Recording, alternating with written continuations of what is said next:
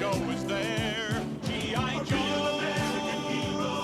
In the early 1980s, toy manufacturer Hasbro decided they wanted to relaunch their long-running G.I. Joe property as G.I. Joe, a real American hero. To increase sales, they decided to team up with Marvel Comics to create a backstory for Joe. Within 2 months of releasing the first comic book, about 20% of their audience, boys between the ages of 5 and 12, had 2 or more G.I. Joes. 7 years later, the series was one of Marvel's strongest titles, and 66% of boys in that same age category owned at least one G.I. Joe action figure. Today on Stories and Strategies, content marketing, a real communications hero.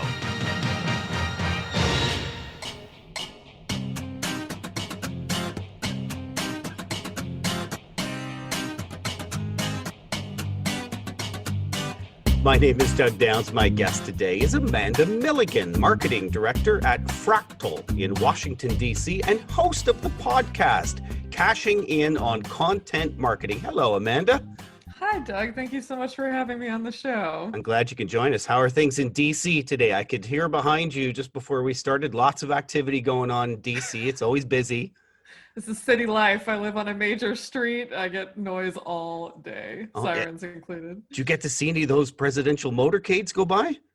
Sometimes, usually people find them very annoying because they stop traffic for quite a bit of time. Of course. Amanda, you are the marketing director at Fractl, a prominent growth marketing agency that's helped Fortune 500 companies and boutique businesses alike. Throughout your content marketing career, you've directly managed the creation of more than 200 content campaigns and led the strategy for more than 20 clients. You have your own podcast, and you've also spoken at the 2019 SMX Advanced Conference and at PubCon Pro Las Vegas 2019. You've appeared in Forbes, TechCrunch, Moz, The Next Web, Content Marketing Institute, Contently, SEMrush, Marketing Profs, Marketing Smarts Podcast, CMO, and a lot more. Amanda, we offered the Content Marketing Institute definition in the show notes to the podcast episode, but how would you describe content marketing and what forms of content are we talking about? Content marketing is anything that you create to speak to your audience or provide some kind of value. And if that sounds broad, it's because it is. Because content can be many different formats. I think a lot of people immediately think blogs, blog posts, but it could be videos. It could be a podcast, as we do. It can be webinars, case studies, all kinds of things, literally anything, any kind of content you're creating that in some way is trying to inform your audience. Okay, from the what to the why, I guess, as communications pros, we are basically making a living based on our knowledge. Content marketing is the practice of giving away that knowledge for free. Amanda, we don't sound very smart. You know, this is something a lot of people are concerned with, even on the marketing side within our own industry. We make it a practice of giving away how we do things at Fractl, which not everybody feels comfortable doing, and I understand that. But so much of it is about when you're transparent and show that you know what you're talking about, that's how you build trust. People can count on you. They understand how you operate. They appreciate that you're sharing this knowledge, and it builds a lot of authority within your space. So when we give away this knowledge, we're counting on people that we might have expanded needs that go beyond this, or you're the ones who understood why this is important. I will still hire you. That's the basic premise. Right. A lot of the times people would do this on their own if they could, but a lot of content work takes a lot of effort. It takes resources, time, money, and we can all try to do everything under the sun ourselves, but the fact of the matter is you really can't. So it's about partnering with experts and knowing that they know what they're doing and can take it on for you. Does the strategy for content marketing work better for some industries or businesses as opposed to others? And what part of the sales funnel, if the funnel is awareness, consideration, conversion, retention, where does it fit in that funnel? So the first part is the answer that everybody hates, which is I don't think it is necessarily better for B2B or B2C or even any different industry. It very much depends on the research you've done on where your audience is online. And if it makes sense to start creating content for that channel, if that's where they are, then that makes sense. In terms of the funnel, again, I think it could really bolster any part of the funnel, and it's about auditing what your funnel already looks like. So for some people start at the bottom. They say, I need to make sure that when people are on the site and they're thinking about us, that we can convince them to buy. So if that is solid, if you have amazing product pages, landing pages, whatever it is, and you're good to go, then they build up and they'll say, okay, how can we just get our name out there? So content marketing can actually amplify any part of the funnel. It's about prioritizing, really. Is there an entertainment element to all of this? Do people sometimes follow a certain channel because they find it informative, but at the same time they find it entertaining? Oh, absolutely. Absolutely. You see this a lot on social. I think it's the most obvious example. You see accounts like Wendy's that are just hilarious and actually built a lot of brand affinity just because they're funny. It's hard to pull off. I don't think every brand should go out there trying to be hilarious, but entertainment is value. Even if you're not actively informing people about something, you're making their day a little bit better. So if that makes sense for your brand, then go for it. Is that actually one of the best strategies, to try to use humor, which is a very delicate thing to do? It would really have to be in line with your brand voice, which is what's funny about Wendy's, because the rest of their properties are not like that. They must have decided, okay, this channel is just going to be our funny channel, which makes sense for the platform. They were able to stand out. But I think it's a matter of understanding how you're trying to be perceived by your audience. If you think humor is going to get you somewhere and you think your audience will find this kind of stuff funny and it will be different from your competitors, then I can't think it's worthwhile. And there's this buzz phrase that we're all repeating constantly in meetings called customer journey. I think it was McKinsey that's at least credited for putting that out there. It's emerging in a lot of our conversations. It's not a new concept at all, but it is a really important reminder to approach your communications from the audience perspective rather than what you want to tell them. So how does content marketing fit in with the customer journey? If you're thinking about the customer journey the way you should, which is trying to understand the questions that people have at any given moment. So first they have no questions because they probably don't know you exist. Their questions are more about the industry. They're more about the topic. So how can you answer those questions? Then if they're deciding between multiple brands, it's how can I answer the questions they have when they're in the consideration phase? How can I make it really clear what we're able to offer? So I always come back to the question side of things. You can use tools to unearth the questions that your customers have, and using content to answer them positions you not only in an awareness perspective, you're saying, hey, I'm here, I have the answers, but an authoritative perspective because you're the one who is providing them to them. It's so true. People often have questions they don't know they have, so to speak. Right. Yeah, that's very true. Okay, Game of Thrones, spoiler alert. I've waited long enough. Phenomenal series, by the way, distributed by HBO in Canada and the United States and by British Sky Broadcasting in the UK. In the series finale, which you watched, Amanda, right? You checked this out. Okay. Oh, yes. Tyrion, did I say that right? Tyrion? Tyrion gives a speech about who he thinks should be the new ruler of Westeros. Did I say that right? Yep. Okay. And calls on a concept that all marketers know well. It's the power of story. Yes. Make your choice then. Stories. There's nothing in the world more powerful than a good story. Nothing can stop it. No enemy can defeat it. And who has a better story than Bran the Broken? The boy who fell from a high tower and lived. He knew he'd never walk again, so he learned to fly. He crossed beyond the wall, a crippled boy, and became the three-eyed raven. He is our memory, the keeper of all our stories. The wars, weddings, births, massacres, famines, our triumphs, our defeats, our past. Who better to lead us into the future? This clip still gives me a lot of rage.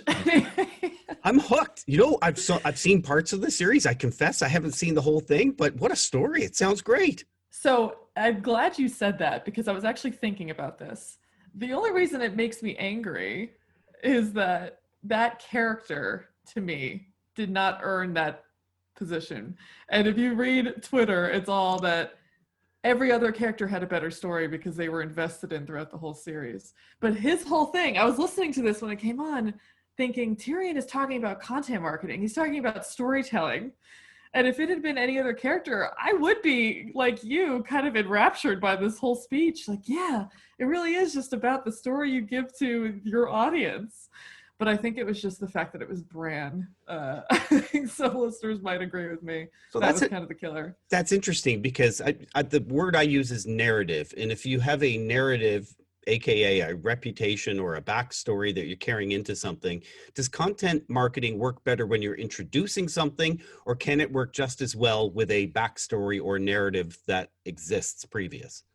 Oh, that's an interesting question. I think it could be both. I think if it's a narrative, that ties a lot into brand. When you get into the narrative side of things, to me, that starts to be the branding overlap. It's like, what are we as a brand trying to accomplish? How are we trying to help people? And when you have that, and you should develop that, that builds a lot of trust on your site, even in any part of your copy, then you can incorporate that into anything else that you put out there, and it all kind of makes sense. It's cohesive. It's like, oh, they're doing that podcast because this is their mission, and this podcast helps them achieve that mission. Okay, metrics for measurement. How do we know our content marketing is actually effective? Download, sales? Great question. So the important thing is that when you create something, you have a goal for it, and a specific goal, because I like to say there's not one thing that can achieve everything for you. Maybe occasionally that will happen. It's very rare. So say you have a podcast or you have a blog post, you can have a goal for your blog and then have specific goals for each of your blog posts. You have to really hone in on, okay, this blog post is written for the awareness stage because it's a little more general and informative, and we want organic traffic from it. Okay, great. Then maybe there's another post that is way more keyed into conversion, and it's really relevant to what you do. And then that's when you can sit there and decide the metrics that make sense to match those goals. Because you can track a million things about everything, but it's not all useful if it doesn't match up what the objective was in the first place. What's the history of content marketing? This actually predates even the internet back in the 60s, doesn't it? Yeah, my favorite story is about the Guinness Book of World Records. I think I heard this on a webinar once and it blew my mind. The Guinness Book of World Records came from actually Guinness beer, which I don't think people realize. No. It was basically, I think it was in the 50s that people were arguing about the fastest game bird, and they realized they didn't have a way to confirm it. They can argue it forever, but there was no book where they can get the answer. So the director of the Guinness pub or whatever, where they were, was like, maybe this is a good opportunity to entertain our customers and also market our business by actually creating this book of records and the best and the fastest and the tallest of everything, and settle these pub squabbles. And they did it. Not only did it accomplish what they set out to do, obviously, as we know, it became one of the most well-known books ever. So essentially, Cliff Clavin invented content marketing? Is that... Yeah, it's hard to know exactly when it started because the definition is as broad as we've said. It's literally anything you're creating to give something to your audience. I mean, I can't even imagine how far back that goes. Yeah, absolutely. Would you mind sharing a little more about your company, Fractl? I know you focus on organic growth strategies, content development, digital PR, search engine optimization, SEO, search engine, top of page, meta tag. Right. Yep. So the search engine optimization side of things. So we like to see it all as complementary services. So we do technical SEO because we don't think that anything else you do is going to be as effective if your site doesn't have a solid foundation of tech SEO. And that just means the structure of your site is sound for Google to understand it. And then we primarily work in content. We develop content for your site. So for blogs or resource pages, we call that rank-worthy content. So we're trying to rank in Google so that you can build your authority and inform people. While simultaneously, for a lot of our clients, we're also working on, I guess you can say offsite content, some people say, but we're developing research and studies based on original data and information, and then we pitch that to publishers. And there's a million benefits to that. Primarily, you get brand awareness from being mentioned in these big publications, but you also get really valuable backlinks, which is what a lot of SEOs are going for. But the way it all works together is those backlinks fuel the authority of your site, which helps you rank for the things on your site, and it just compounds. So we do a lot of this work together, and we offer it together because we know the power of it all working simultaneously. Well, and I know you're having success because I can hear your clients trying to reach you mid-podcast. And... Yeah, I'm sorry about that. Oh, it's I'm all getting good. all these Slack notifications. So, yes. Well, thank you so much for your time today, Amanda. I really appreciate it. Of course, it was a lot of fun. If you'd like to send a message to my guest, Amanda Milligan, you can reach her at Amanda at Fractl, F-R-A-C.TL. Now, the podcast that Amanda hosts is called Cashing In on Content Marketing. And Amanda, I assume it's on Apple, Spotify, Google Podcasts, Deezer, Stitcher, all the blah, blah, blah, right? Right. They're important. I don't mean to trash the directories. They're very important. Love them dearly. If you liked what you heard today, we're hoping you choose to subscribe to Stories and Strategies and receive updated episodes automatically. We're also hoping you choose to follow and rate this podcast on any directory, such as Apple Podcasts. And would you do us a favor? Recommend this podcast to one friend. If you have an idea for an episode or you just want to tell us something, send us a note at info@jgrcommunications.com. Thanks for listening.